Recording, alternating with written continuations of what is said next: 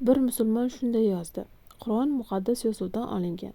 Muqaddas yozuv shumerlardan, shumerlar esa Avistodan. Jiddiymi? Agar sizda shunday uqtirilgan bo'lsa, bu muammo.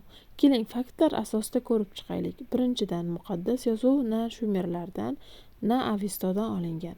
Qadimgi ahd voqealari va shaxslarni Isroil tarixiga bevosita bog'laydi. Ibrohim, Muso, Dovud payg'ambarlar boshqa xalqlarning afsonalariga emas, Xudoning vahiysiga binoan faoliyat yuritgan.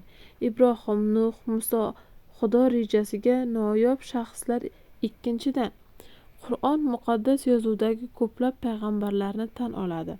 Nuh, Ibrohim, Muso, Iso muqaddas yozuv va Tavrot Xudo tomonidan nazr qilingan deb e'tirof etiladi. Islom muqaddas yozuv shumerlar yoki Avistodan olingan deb o'rgatmaydi. Qur'on yagona Xudo haqida gapiradi va payg'ambarlarni butparast mifologiya bilan aralashtirmaydi. Uchinchidan, shumerlar butparast an'analar, Avisto esa ko'p xudolik tizimiga mansub. Muqaddas yozuv va Qur'on esa monoteistik kontekstda bitta tirik Xudo haqida e'tiqod asosida paydo bo'lgan.